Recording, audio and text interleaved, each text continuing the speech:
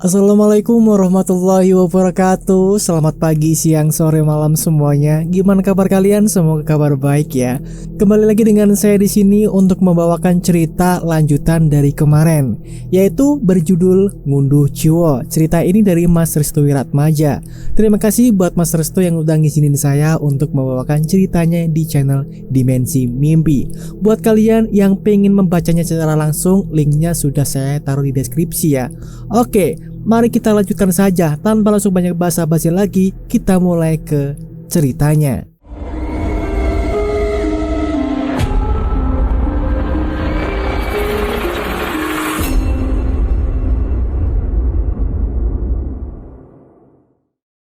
Rasuk ing jerone roko, kepati ing daleme sukmo.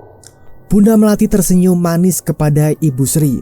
Bagian pipinya mendadak menjadi merah merona hingga kedua matanya yang awalnya terbuka lebar kini menjadi tertutup seperti memberikan sebuah kepalsuan dalam menghidangkan makanan yang ingin ia berikan kepada tamunya.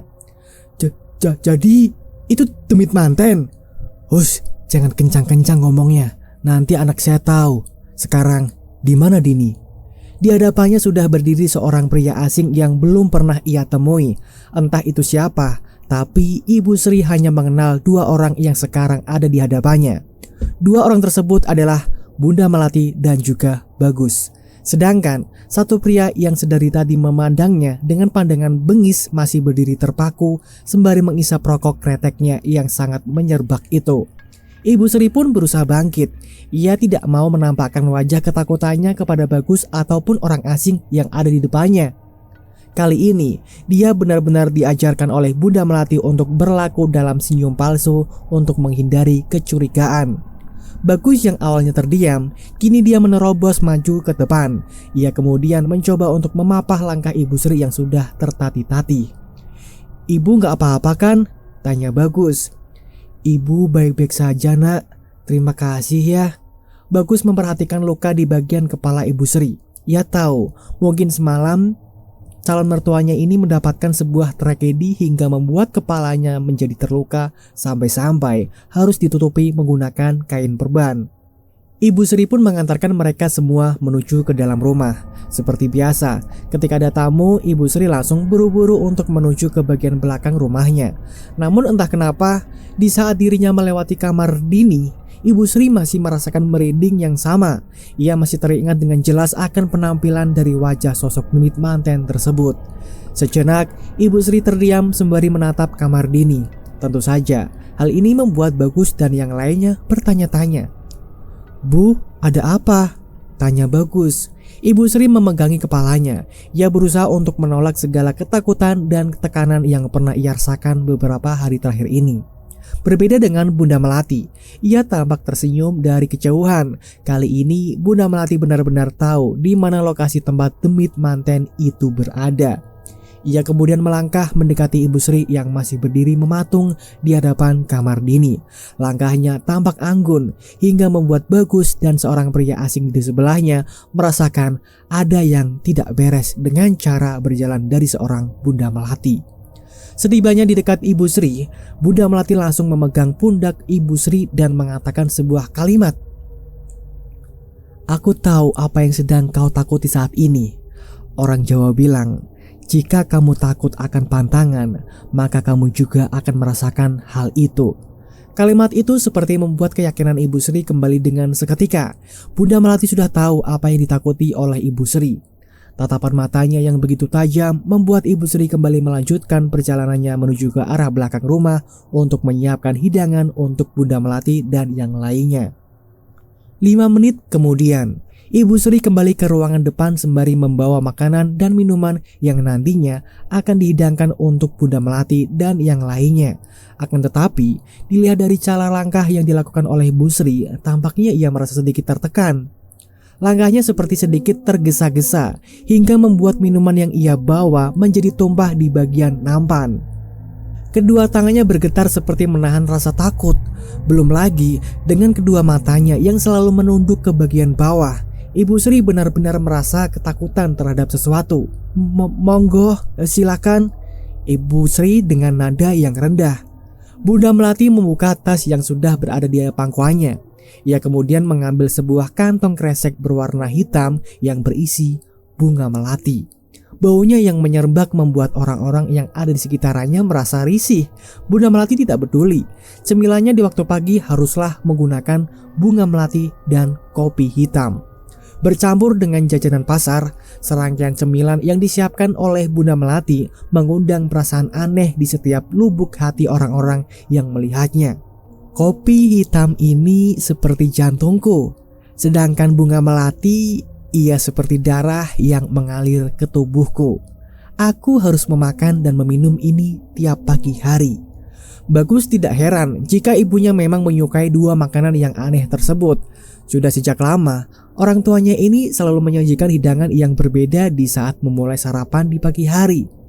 Selagi Bunda Melati menyantap hidangan, Ibu Sri meminta izin untuk pergi ke bagian belakang untuk menuju ke kamar mandi. Akan tetapi, sebelum Ibu Sri bangkit dari duduknya, Bunda Melati tiba-tiba menyumpahi Ibu Sri dengan sumpah serapah yang mengerikan. Jika tidak jiwamu yang terikat, maka sukmamu yang terjebak. Tidak sopan sekali dirimu meninggalkan tamu yang sedang menyantap hidangan. Ibu Sri tidak mengindahkan perkataan tersebut. Ia tetap meninggalkan Bunda Melati dan melangkahkan kakinya menuju ke belakang rumah. Dirinya memang tidak ada urusan yang penting dengan Bunda Melati. Namun berbeda dengan Bagus. Bagus justru meminta kepada ibunya untuk menarik kembali sumpah serapah yang baru saja ia ucapkan kepada calon mertuanya itu. Bunda, aku minta untuk tarik sumpah serapah itu. Ibu Sri kelak akan menjadi mertuaku, jelas Bagus. Kamu salah, anakku. Bunda Melati kembali menelan kembang melati lalu menyurupeti kopi hitam kesukaannya. Sembari menatap kamar Dini, ia sudah tahu letak keberadaan demit manten yang sudah tiba di rumah Ibu Sri itu. Dia tidak akan lama lagi hidup, nak. Untuk apa dirinya dipertahankan seperti itu? Saat di mana Bunda Melati masih memperhatikan kamar Dini, tiba-tiba pandangan Bagus menuju ke arah yang sama. Dia merasa ada yang aneh dengan kamar calon istrinya tersebut. Dan benar saja, tidak berselang lama, pintu kamar Dini terbuka dengan sendirinya. Hawa merinding langsung terasa kuat di tubuh Bagus saat itu juga. Lalu dari dalam kamar tersebut terdengar suara gemerincing gelang dari tangan pengantin yang dibunyikan dengan sengaja. Bunda, jangan bilang kalau ini adalah... Kita tidak akan memiliki ikatan darah kepada siapapun, nak. Terlebih lagi kepada orang-orang yang berada di bawah kita, nak. Warga desa ini dan sekitarnya selamanya akan menjadi tumbal. Ketakutan Bagus semakin membesar tatkala suara gemerincing itu sudah dekat dengan keberadaan pintu kamar. Dia yakin sebentar lagi akan keluar sosok yang ia ketahui sebelumnya. Sosok yang pernah merasuki dua wanita yang merupakan istri dari Bagus sebelumnya. Dua wanita tersebut bernama Rahayu dan Kusumawati. Rahayu, ucap Bagus. Dari kamar Dini terlihat dengan jelas jari cemari dengan kuku-kukunya yang panjang dan runcing keluar dari bagian daun pintu. Disambut dengan suara gemerincing gelang. Akhirnya sosok demit pengantin keluar dengan menampakkan wajah yang penuh dengan dendam dan kebengisan. Senyuman yang menindas keberadaan Bagus membuat dirinya teringat kembali akan korban pertama dari praktek yang dilakukan oleh ibundanya sendiri. Dia adalah Rahayu. Sosok itu menggerak-gerakkan kepalanya ke kanan dan ke kiri sembari tersenyum ke arah Bagus. Sepertinya Bagus adalah salah seorang yang sangat dikenali oleh sosok demit tersebut. Kau tambah cantik, Rahayu, ucap Bunda Melati kepada sosok wanita yang mengenakan pakaian pengantin yang sedang berdiri menatap mereka bertiga di depan pintu. Bu, ucap Bagus dengan ekspresi penuh ketakutan. Dia nggak percaya selama ini sosok dari Rahayu lah yang sering meneror dan menjadi alat serta wadah bagi demit manten. Semuanya dikendalikan penuh oleh Bunda Melati. Sosok demit manten tersebut bergerak ke arah belakang. Sepertinya ada sesuatu yang ingin dia lakukan atas perintah tuanya, yaitu Bunda Melati. Berbeda dengan Bagus, dia justru bergerak maju dengan tujuan untuk menghalangi kehendak dari demit manten yang ingin mencelakai Ibu Sri. Namun takdir berkata lain. Bunda Melati melarangnya dengan cara mengancamnya dengan ancaman yang keras. Sekarang kau boleh milih siapa yang ingin kau selamatkan kali ini, ucap Bunda Melati. Bu, ini sudah kelewatan batas, Dini atau ibunya? Bagus terdiam. Ia bahkan tidak bisa mengatakan apapun untuk memilih pilihan yang diajukan oleh ibunya. Kejam memang. Dalam kehidupannya, Bagus hanya dituntut untuk memilih. Sedangkan kedua orang tuanya, dengan seenak jidatnya, dia memainkan kehidupan dan kematian seseorang demi ambisi yang diinginkannya pribadi. Sementara itu, Pak Sumardi dan Ibu Sumi menuju ke salah satu rumah warga. Dia berkeinginan untuk menanyakan terkait siapa warga yang nantinya akan dinikahkan oleh seorang pria kaya raya dari desa sebelah. Namun, sudah beberapa rumah warga yang ia kunjungi, dia tidak ada satupun warga yang mengetahui terkait hal tersebut. Dan tiba saatnya ketika mereka berdua menemui seorang wanita tua yang sedang menyapu halaman rumahnya seorang diri. Wanita tua tersebut tampak cuek tatkala Pak Sumardi dan Ibu Sumi menanyakan terkait keberadaan wanita yang nantinya akan dinikahkan oleh seorang pria kaya raya dari desa Tejokromo. Leher wanita tua tersebut dilapisi dengan kain. Sangat aneh bagi Ibu Sumi dan Pak Sumardi yang melihat pemandangan tidak biasa di salah seorang warga yang tidak ada di desa Wongso ini. Entah mengapa, keanehan di tiap orang memiliki perbedaan yang sangat aneh. Permisi Mbah, kami ingin bertanya terkait seorang wanita yang kelak akan menjadi pengantin di desa ini. Apakah Simbah mengetahuinya? Tanya Ibu Sumi. Siapa namamu nak? Dari mana asal kalian berdua? Ada perlu apa kalian datang ke sini? Nama saya Sumi. Ini suami saya Sumardi. Kami berdua adalah seorang lebe yang mengurus terkait pernikahan dan kematian orang-orang yang ada di desa Tejokromo. Kalian lebe dari desa sebelah? Benar Mbah. Wanita tua tersebut terdiam. Dia kemudian menatap satu persatu wajah dari Ibu Sumi dan Pak Sumardi. Tatapannya penuh dengan ketidaksukaan terhadap mereka berdua. Namaku Suryani. Panggil aku Mbah Sur. Baik Mbah Sur. Wajahnya yang semula penuh dengan pertanyaan, kini berangsur-angsur menjadi wajah yang penuh dengan intimidasi terhadap lawan pembicaraannya. Siapa yang menjadi ngunduh jiwa selanjutnya? Tanya wanita tua tersebut. Pak Sumardi dan Ibu Sumi saling menatap. Mereka nggak ngerti maksud dari kalimat wanita tua tersebut. Yang mereka tahu dalam istilah pernikahan di sukunya, ngunduh manten adalah sebuah kalimat yang tepat. Namun, dengan perkataan yang baru saja diucapkan oleh wanita tua tersebut, Ibu Sumi dan Pak Sumardi hanya terdiam. Bahkan mereka berdua kembali menanyakan apa maksud dari ngunduh jiwa yang dimaksud. Ngunduh jiwa itu apa Mbah? Tidak ada jawaban yang terucap dari mulut wanita tua tersebut. Dia hanya memalingkan wajahnya ke bagian kanan dan kiri sekitar rumah-rumah warga. Pak Sumardi dan Ibu Sumi hanya menunggu jawaban yang mungkin saja akan menjadi kunci utama untuk mengungkapkan kebusukan yang sudah terjadi selama bertahun-tahun ini. Mari masuk, pinta wanita tua tersebut. Pak Sumardi dan Ibu Sumi pun mengikuti perintah yang disampaikan wanita tua tersebut. Mereka berdua segera memasuki rumah sederhana yang dindingnya terbuat dari anyaman bambu. Setibanya mereka di dalam rumah tersebut, Ibu Sumi dan Pak Sumardi terkejut saat melihat dinding rumah tersebut. Hampir tiap dinding rumah tersebut dipenuhi dengan foto wanita cantik dan jelita. Pak Sumardi dan Ibu Sumi hanya memiliki satu pertanyaan. Di manakah wanita yang ada di foto tersebut? Mereka berdua kemudian dipersilakan untuk duduk sembari menatap gambaran dari foto-foto wanita tersebut. Ibu Sumi hanya terfokuskan pada salah satu foto yang sangat dia kenali. Foto tersebut adalah foto seorang wanita yang mengenakan pakaian pengantin dengan kedua tangan yang sedang menengadah ke arah depan. Ketika diteliti lagi, ternyata di bagian tangan tersebut terdapat beberapa buah bunga melati. Pak, kenapa Bu? Wajah wanita ini mirip seperti sosok pengantin yang 1 tahun lalu menerorku, Pak. Hah? Maksud Ibu? Pak, dia adalah wanita yang meminta tolong kepadaku. Dia wanita yang selama ini aku cari. Wanita itu, dia seperti sosok pengantin yang kita temui. Tidak berselang lama, Si wanita tua yang dipanggil Simbah atau Mbah tersebut hadir sembari membawakan hidangan berupa makanan dan minuman. Ibu Sumi langsung merasa canggung. Ia menganggap dirinya sudah berlebihan terhadap apa yang sudah terjadi lama terhadap dirinya sendiri. Langkah kaki Simbah itu menuju ke sebuah meja kayu dengan ukuran setinggi paha orang dewasa.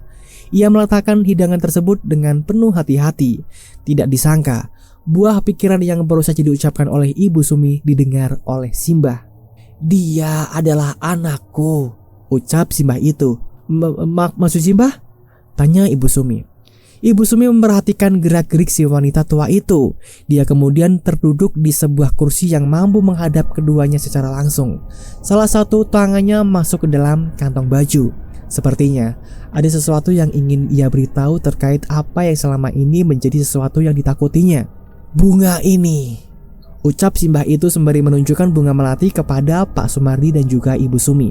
"Bunga ini adalah lambang dari ketulusan cinta seorang wanita yang bernama Rahayu."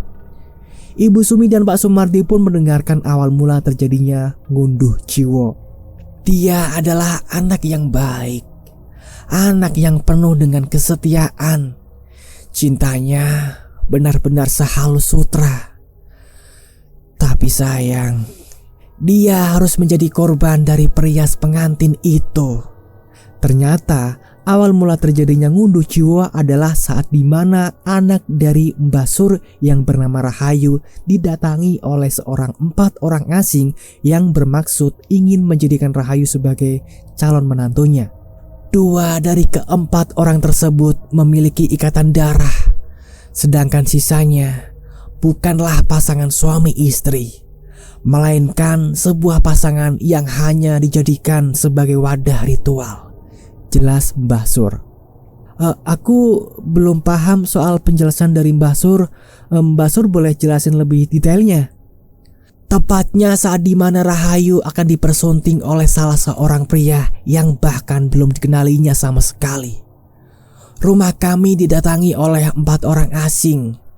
2 dari mereka mengaku sebagai pasangan, sedangkan sisanya adalah seorang ibu dan juga anak."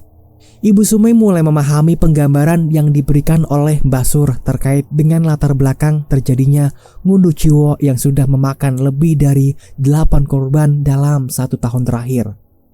"Mereka meminta kepadaku untuk mengikhlaskan Rahayu agar bisa dipersunting oleh seorang pria yang bernama Bagus." Mbah Sur saat itu tidak mengenal siapa mereka semua. Yang mereka tahu, salah satu dari mereka berempat adalah seorang yang memiliki nama di desa Tejokromo. Dia adalah Bunda Melati, orang yang dikenal karena kemajuan usahanya yang begitu sangat pesat.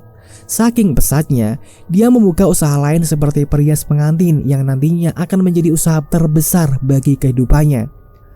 Pemaksaan yang dilakukan oleh Bunda Melati yang menginginkan gadis perawan bernama Rahayu ini sempat memperoleh kecaman dari Mbah Sur. Namun tetap saja, keberadaan mereka tidak menguntungkan saat itu. Bunda Melati terus memberikan banyak penawaran terhadap Rahayu dan juga termasuk kepada Mbah Sur.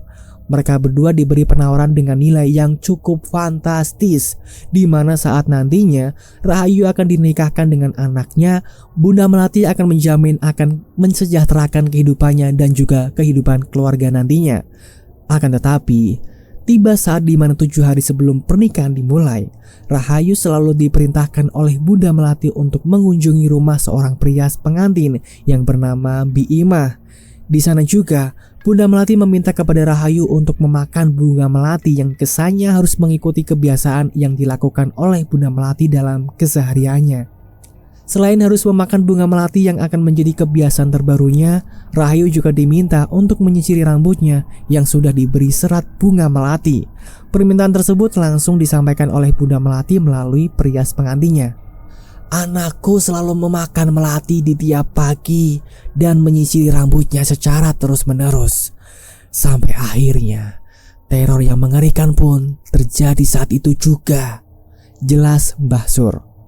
Mbah Sur masih belum melupakan kenangan mengerikannya saat dimana dia melihat dengan jelas sosok demit pengantin yang merasuki tubuh anaknya secara perlahan. Rahayu selalu mengamuk-ngamuk di hari-hari menjelang pernikahannya. Dia hanya memakan bunga melati di setiap pagi, siang, dan menjelang tidur. Aku sendiri pernah mendapati demit pengantin itu hadir tepat di belakang tubuh Rahayu saat dia sedang menyisiri rambutnya.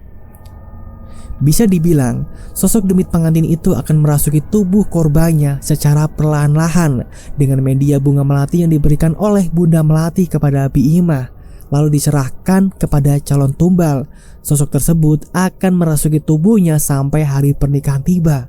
Mbah Sur terus menceritakan perjalanan Rahayu hingga detik-detik di mana hari pernikahan itu tiba. Dirinya menyaksikan banyak kejanggalan saat hari pernikahan Rahayu dengan seorang pria yang bernama Bagus. Dan saat pernikahan tiba, Mbah Sur merasa ada yang gak beres. Keluarganya dari mempelai pria hanya bisa dihitung dengan hitungan jari, sedangkan orang-orang yang berada di pihaknya melebihi dari mempelai pria.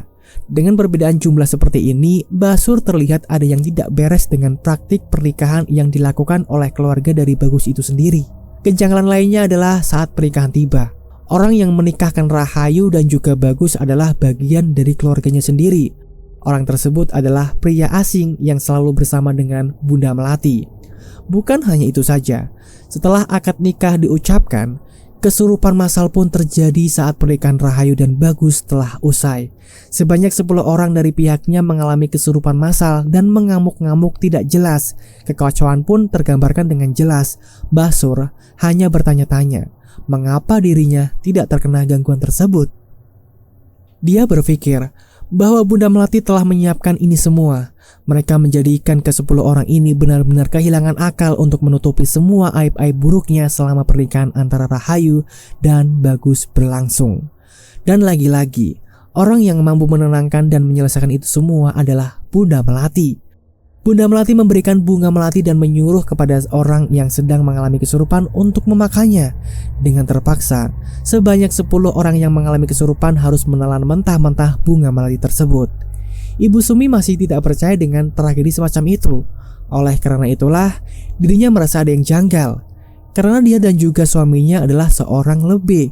Mana mungkin dirinya tidak mengetahui akan pernikahan yang terjadi di sekitaran desa Tejokromo. Kami ingin bertanya, Mbah, apakah pernikahan mereka sengaja ditutup-tutupi? Tanya Ibu Sumi kepada Mbah Sur. Benar, mereka menutupi itu semua. Mereka tidak ingin jika praktek ilmu hitamnya terbongkar. Karena itulah, orang yang mengetahui ini semua adalah orang-orang yang selamat dalam pernikahan itu berlangsung. Hanya orang-orang yang selamat? Maksudnya? Tanya Pak Sumardi. Mereka yang mendatangi pesta pernikahan tersebut rata-rata akan hilang akalnya. Apakah kau tahu kenapa di desa ini tidak ada yang tahu tentang pernikahan tersebut? Ibu Sumi dan Pak Sumardi saling menatap satu sama lain. Mereka belum memahami apa yang menjadi teka-teki dari pernikahan yang dilakukan oleh keluarga dari Bunda Melati. Mereka semua tidak akan bisa menjawab akan hal itu karena saat tragedi berlangsung, akal mereka dihilangkan sementara. Jadi ketika kesurupan itu berlangsung, gunanya adalah benar untuk menghilangkan pikiran mereka agar tidak bisa membocorkan praktik pernikahan yang dilakukan oleh keluarga iblis tersebut. Obrolan berhenti sejenak. Mbah Sur memegang tangan Ibu Sumi. Dengan tatapan yang sudah berkaca-kaca, Mbah Sur mengatakan sesuatu kepada Ibu Sumi. Aku ingin menunjukkan sesuatu kepada kalian berdua. Apa itu, Mbah? Tanya Ibu Sumi. Mbah Sur kemudian membuka kain yang menutupi lehernya. Ia kemudian membeberkan satu fakta terkait apa yang terjadi kepadanya selama teror demit manten itu terjadi kepadanya, dan fakta yang dia ketahui terkait demit manten tersebut. Jika salah seorang keluarganya sudah mengetahui akan penyebab dari demit manten merasuki calon pengantin, maka demit manten tersebut akan berusaha penuh untuk membunuh orang tersebut. Ibu Sumi yang melihat itu menjadi terkejut. Dia benar-benar kaget melihat luka mengerikan tepat di bagian tengah leher Mbah Sur. Sembari meneteskan air mata, Mbah Sur pun menyampaikan permintaan terakhirnya kepada Ibu Sumi dan Pak Sumardi. Aku minta satu hal kepadamu, Nak. Tolong hentikan praktek pernikahan ini. Selamatkan korban terakhir dan keluarganya. Sebentar lagi bulan pernikahan akan tiba. Bagaimana kami menyelesaikannya, Mbah? Kalian harus membunuh inangnya. Kita beralih ke rumah Dini, Desa Wongso. Bagus masih menunggu Ibu Sri yang sudah berada lama di bagian belakang rumahnya. Ia tidak mengetahui apa yang akan terjadi kepada calon mertuanya tersebut tatkala demit manten menuju ke arahnya. Tidak berselang lama, muncul seorang wanita tua yang sedang berjalan sempoyongan sembari memegangi lehernya yang sudah penuh dengan darah. Di tangan kanannya sudah terpegang pisau dapur dengan lapisan darah yang berada di ujungnya. "Ibu Sri, jangan ke sana, Bagus." Tapi Bu, Ibu Sri tiba-tiba jatuh. Tubuhnya ambruk tepat di dekat kamar Dini. Saat tubuhnya ambruk, Bagus melihat dengan jelas ada sesuatu yang keluar dari tubuh calon mertuanya tersebut. Ternyata Ibu Sri baru saja dirasuki oleh sosok demit manten yang menjadi peliharaan Bunda Melati. Entah apa tujuan dan keinginan Bunda Melati sampai-sampai dirinya menginginkan kematian dari Ibu Sri. Ketakutan dari Bunda Melati sendiri hanyalah satu. Ibu Sri adalah orang yang sudah mengetahui penyebab orang-orang yang nantinya akan menjadi wadah dari demit manten tersebut. Bagus langsung meringsek maju ke depan untuk membantu calon mertuanya tersebut. Ia tidak memperdulikan apa kata orang tuanya jika memang itu adalah hal yang terlarang baginya. "Ibu Sri!" Dengan terpaksa Bagus pun langsung menggotong tubuh Ibu Sri menuju kamarnya. Ia segera mencari kain untuk menutupi pendarahannya. Dia gak rela jika mertuanya harus meninggal dunia karena ulah ibunya sendiri. Hari yang kelam bagi Ibu Sri.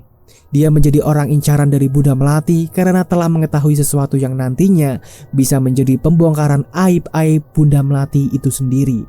Setelah pendarahan Ibu Sri terhenti, Bagus meninggalkan Ibu Sri seorang diri di dalam kamarnya.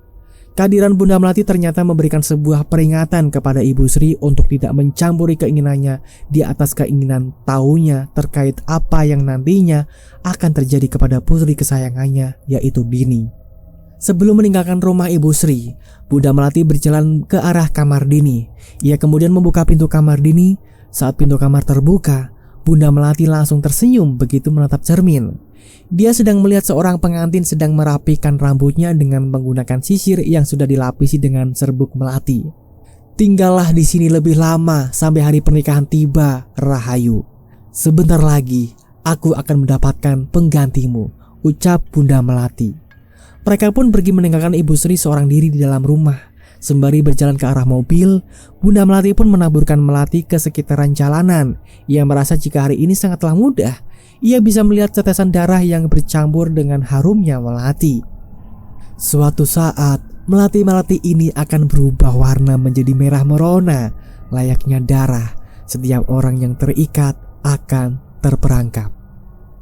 Dan itulah teman-teman ceritanya dari part 4-nya ya. Kita sampai di sini dulu dan kita akan melanjutkan ceritanya di next video.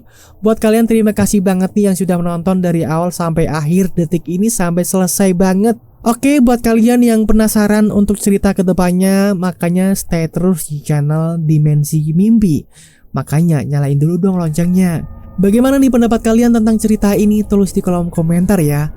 Buat kalian yang suka videonya, jangan lupa lah untuk klik like-nya. Dan yang belum subscribe nih, subscribe dulu dong. Dan juga nyalakan loncengnya biar kalian tidak ketinggalan video-video terbaru dari channel Dimensi Mimpi. Saya di sini pamit undur diri dulu. Sampai jumpa di video berikutnya. Wassalamualaikum warahmatullahi wabarakatuh.